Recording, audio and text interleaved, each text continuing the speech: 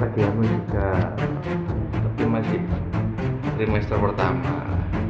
Ngurus apa izin taksi online tuh. Taksi online kan pakai mobil pribadi. Biasanya kalau 20 terima ya pendek-pendek. Oh, sekitaran Surabaya, dok? Ya, Atau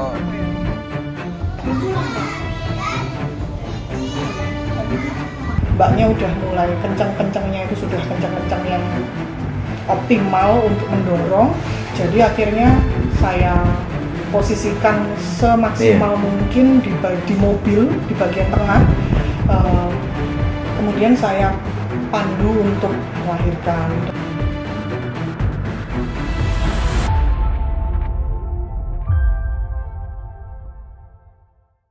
Oke, baik Tribuner, dalam saksi kata kali ini saya akan menyajikan sebuah informasi yang cukup langka. Kebetulan ini terjadi di Surabaya. Ada seorang driver dari taksi online ini mengalami kejadian yang cukup menegangkan sekaligus langka, di mana driver taksi online ini ketika mengantarkan penumpangnya, padahal sudah mendekati titik tujuan, tiba-tiba si penumpang ini mengalami kontraksi dan melahirkan di dalam mobil dari taksi online tersebut. Nah, yang menariknya dalam peristiwa ini ternyata si pengemudi ini adalah seorang dokter umum yang bertugas di Kalimantan Tengah di sebuah rumah sakit yang cukup besar. Nah, kebetulan si driver taksi ini sedang melakukan studi di Surabaya. Di sela-sela aktivitasnya studi di Surabaya ini melakukan pekerjaan sambilan, yaitu dengan driver taksi online. Untuk liputannya mari kita simak.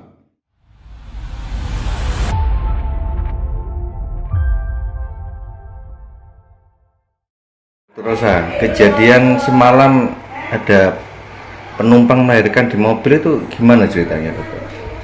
Ya, waktu tadi malam sekitar jam 9 malam kurang. Ya seperti biasa ada orderan dari penumpang Grab. Kebetulan saya driver Grab. Di sekitaran Tambak Sari, tujuannya ke Asam Rowo, ke Tambak Pring Asam Rowo. Penumpangnya saat itu ada ibu-ibu membawa adik bayi, mungkin usianya 1 tahun, dan ada wanita muda yang sedang hamil. Saya lihat wanita muda ini, mbaknya ini hamil, kayaknya masih belum hamil besar karena perutnya kecil. Ya udah, ya, naik seperti biasa, perjalanan seperti biasa, tapi mendekati rumah tujuan yaitu di Asam Rowo kok mulai mengeluh nyeri-nyeri perutnya. Gimana itu mengeluhnya? Hanya mengeluh, jadi mengeluh nyeri, ya mengeluh seperti itu. Terus saya tanggap, saya toleh ke belakang. Kenapa mbak? Apa kencang-kencang gitu kan? Karena sepanjang perjalanan saya ajak ngobrol itu masih bisa berkomunikasi dengan baik, jawab seperti kehamilan kedua, lalu anak pertama lahirnya 1 tahun yang lalu, terus ini kehamilan kedua dan nggak tahu tepatnya itu kehamilan berapa, kira-kira ya 6 bulan. Dan ternyata setelah sampai di depan gang rumahnya, kok kenceng-kencengnya makin sering. Itu salah satu tanda-tanda persalinan. Lalu kemudian ada juga rasa ingin buang air. Dan ternyata nggak lama ketubannya pecah, ada suara ketuban pecah. Kemudian memang akhirnya ketubannya itu banyak sekali keluar dari bagian bawah tubuhnya si mbak ini. Kemudian saya turun dari posisi driver ke pintu sisi mbaknya, ke tempat duduk sisi mbaknya. Sedangkan ibunya mbaknya ini sudah turun menyusul besannya untuk memanggil suami mbaknya. Nah, terus akhirnya saya lihat, loh kok ini sudah seperti dalam proses persalinan. Menurut sepengetahuan dan sepengalaman saya, ini sudah masuk di proses persalinan. Akhirnya saya coba evaluasi dengan cepat lagi, dengan evaluasi singkat dan cepat, dan ternyata memang proses persalinan. Akhirnya setelah pecah ketuban, mulai tampak bagian dari kepala janin, kami nyebutnya ubun-ubun kecilnya udah kelihatan. Kemudian mbaknya udah mulai kencang-kencangnya, itu sudah kencang-kencang yang optimal untuk mendorong. Jadi akhirnya saya posisikan semaksimal mungkin di mobil di bagian tengah, kemudian saya pandu untuk melahirkan, dan akhirnya nggak lama, nggak sampai 10 menit,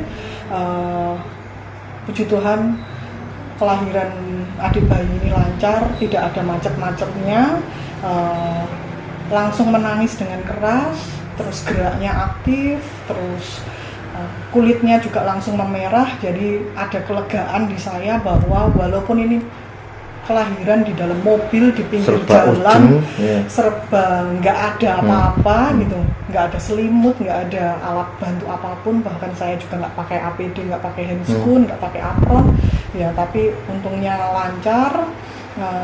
Yang saya perhatikan ya satu bayi, kedua ibu baik semua. Kemudian saya minta tetangga yang ada di situ untuk mengumpulkan 1-2 selimut untuk si bayi ini. Saya mencegah supaya nggak jatuh ke hipotermia yang seperti dikatakan oleh Bu Bidan Alfi. Kemudian setelah saya pastikan bayi stabil, ibu stabil, saya langsung gasngeng menuju ke klinik Bidan Alfi. Kan memang jaraknya mungkin sekitar 1 kilo dari tempat kejadian lahiran di pinggir jalan tadi itu. Dan ibunya yang melahirkan, mbak yang melahirkan ini juga cukup kooperatif. Waktu saya pandu, waktu saya arahkan, cukup kooperatif, jadinya enak, nurut gitu loh. Dalam proses bayi itu keluar hanya berdua, dokter sama ibu. Gitu. Iya, yang berdua. Nggak ada orang lain yang... Nggak ada orang lain, adanya ya tetangga-tetangga itu, tapi kan melihat dari sisi luar mobil. Sedangkan saya kan posisinya memang pas di pintu mobil, di sebelahnya ibu yang mau melahirkan, mbak yang mau melahirkan ini. Jemput itu, hujan derasnya sudah mulai berkurang, tapi masih gerimis. Jadi ya memang posisi saya di luar itu gerimis. Makanya saya khawatir banget si adik bayi yang baru lahir ini jatuh ke hipotermia, betul. Karena masih hujan. Nah, sedangkan posisi AC mobil apa segala macam sudah saya matikan. Yang saya pikirkan adalah ya paling hangat adalah pelukan dari mamanya. Betul. Jadi setelah lahir saya pastikan aman bayinya, agar skornya baik dan lain-lain. Saya posisikan di posisi kangguru. Kain yang ada saat itu hanya daster dari ibunya ya. Dasternya itu saya gulung ke atas untuk nyelimutin adik bayi ini. Sebelum datang selimut dari tetangga itu tadi. Pasti tadi malam gaduh ya, suasana gaduh, kampung. Tetangganya bingung loh, teriak-teriak gitu ya. Kok bisa lahiran di mobil gitu. Ya. Tapi ini dok, kok bisa pas gitu ya dipertemukan dengan dokter yang notabene kan dari latar belakang dokter juga ya? Ya, selama saya ngedriver Grab dari Oktober itu saya memang merasa bahwa untuk penumpang spesial seperti ini itu ya memang sudah ada jalannya yang skenario Tuhan ya ini. Betul, sudah ditakdirkan oleh yang punya kehidupan. Jadi ya saya banyak merenungkan juga dari pengalaman saya selama ngedriver ini tuh, kenapa saya bertemu dengan orang-orang ini, kenapa saya bertemu dengan customer ini, penumpang ini, ya itu semua membawa nilai sendiri untuk perenungan di hidup saya. Gitu. Jadi ya saya bersyukur bertemu dengan mereka, saya bersyukur juga bisa membantu sedikit atau banyak jenis kelamin, karena itu nggak terlalu penting. Yang penting pokoknya dia nggak sesak, nggak biru, geraknya aktif. Jenis kelamin saya nggak terlalu perhatikan. Jadi kemarin saya nggak tahu cewek atau cowok, ternyata bayinya cowok, terus ganteng. Saya lihat bersih sekali, pipinya lebih gini, tapi ya nggak pengen punya bayi lagi. Cukup 2 anak cukup. Ya nengok tadi ibunya juga sehat, udah fit kembali, ya bisa mandiri ke kamar mandi sendiri dan lain-lain. Terus adik bayinya juga tenang, nyusunya saya tanya juga ternyata kuat, ASI-nya gitu. Jadi ya syukur kepada Allah semuanya lancar, semoga kedepannya juga semuanya sehat, bertumbuh berkembang dengan baik, ibu juga pulih dengan segera. Dokter, ini biar Tribuner tahu latar belakang dokter ini, kan dokter memang ya, sudah praktek ya. Kalau boleh tahu di mana? Saya itu kerjanya di Kalimantan Tengah. Oh, Kalimantan. Ya, saya kerja di Kalimantan Tengah, PNS di Provinsi Kalimantan Tengah, bekerjanya di instansi Rumah Sakit Umum Daerah Provinsi Kalimantan Tengah, Dr. Dori Silvanus. Kemudian di tahun 2021 itu saya ditugaskan belajar untuk meningkatkan kualitas SDM ceritanya dari provinsi, dari BKD provinsi. Saya sekolah lanjutan di Surabaya, di Universitas Erlangga, di Fakultas Kedokteran Universitas Erlangga. Program studinya dokter spesialisnya ke dalam yang SP1. Ini sekolah kedua ya berarti ya? Ini sekolah lanjutan ya, setelah jadi dokter umum, harapannya bisa jadi dokter spesialis. Nah kebetulan ini sudah di masa-masa akhir studi,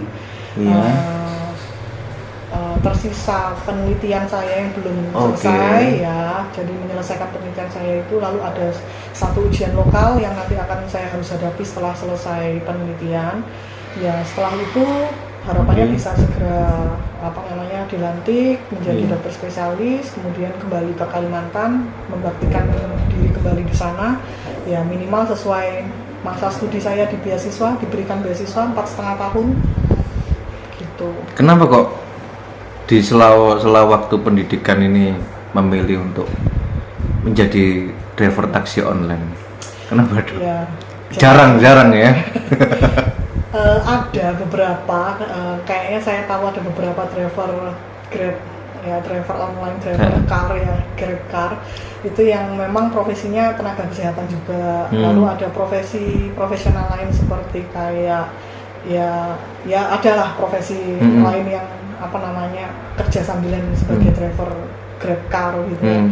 Kalau dari saya pribadi saya nggak tahu mereka latar belakangnya apa, tapi dari saya pribadi itu ya bagian dari dinamika kehidupan saya, bagian dari dinamika kehidupan saya terus, dan saya itu yang terutama tuh karena hobi.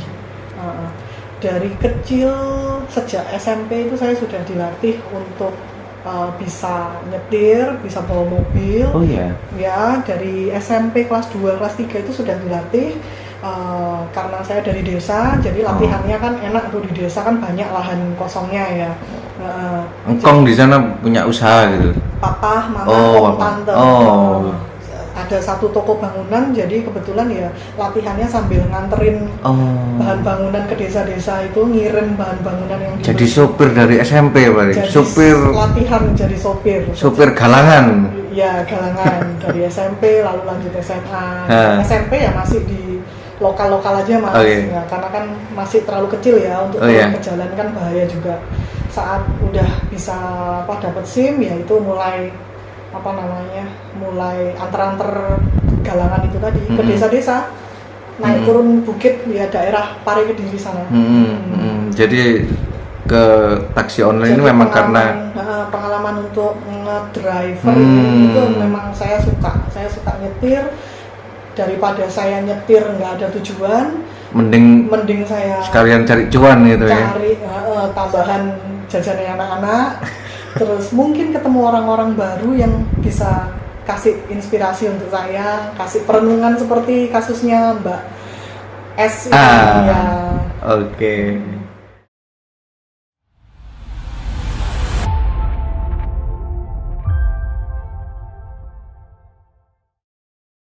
Ya, itu tadi pemirsa Tribuner, kita sudah menyaksikan langsung di Bidan Alvia, yang mana bidan tersebut adalah tempat di mana saat ini Ibu Sirka Mariana dan putranya ya yang baru lahir sekarang dirawat di sana.